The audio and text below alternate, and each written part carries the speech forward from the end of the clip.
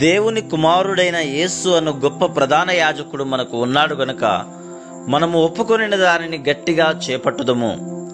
మనము కనికరింపబడి సమయోచితమైన సహాయము కొరకు కృప పొందునట్లు ధైర్యముతో కృపాసనమునొద్దకు చేరుదము.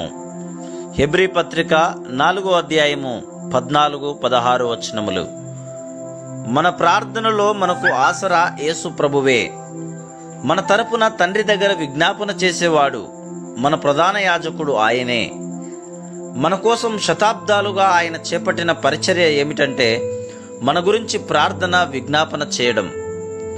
మన అతుకు బొతుకు విన్నపాలను మన చేతుల్లో నుండి తీసుకొని వాటికున్న కల్మషాలను కడిగి తప్పుల్ని సరిదిద్ది వాటిని తండ్రికి సమర్పించి తన స్వంత నీతి విమోచనలను బట్టి తండ్రి ఆ విన్నపాలను అంగీకరించాలని తండ్రితో మనవి చేస్తున్నాడు.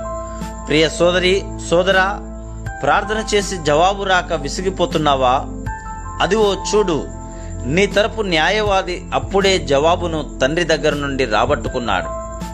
విజయం దాదాపుగా నీ చేతికి చిక్కబోతున్న క్షణంలో నీ ప్రయత్నాన్ని విరమింపజేసి యేసుకు కూడా అపజయాన్ని నిరుత్సాహాన్ని కలిగిస్తావా? నీ తరపున ఆయన అతి పరిశుద్ధ స్థలంలోకి వెళ్ళాడు. నీకు సందేశాన్ని తెచ్చే రాయబారి అప్పుడే నీ దగ్గరకు బయలుదేరాడు. నీ కార్యం సఫలమైంది అంటూ సింహాసనం నుండి వచ్చిన జవాబుని నీ నమ్మకం ప్రతిధ్వనింపజేయాలని పరిశుద్ధాత్మ ఎదురు చూస్తున్నాడు. ఆమోదం పొందే ప్రార్థనకి పరిశుద్ధాత్మకి అవినాభావ సంబంధం ఉంది. పరిశుద్ధాత్మ దేవుడు మన అవసరాలేమిటో మనం సవ్యంగా తెలుసుకునేలా మన ఆత్మలకు బోధిస్తాడు. వాటిని గుర్తించేలా మన హృదయాలను సిద్ధపరుస్తాడు. సరిపడినంతగా కోరుకునేలా మన అభిలాషను రేకెత్తిస్తాడు.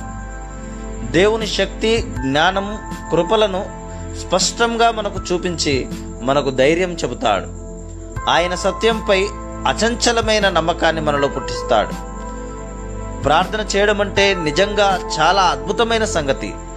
అంగీకారయోగ్యమైన ప్రతి ప్రార్థనలోనూ తండ్రి, కుమార, పరిశుద్ధాత్మలు ముగ్గురు పూనుకొని పనిచేస్తారు.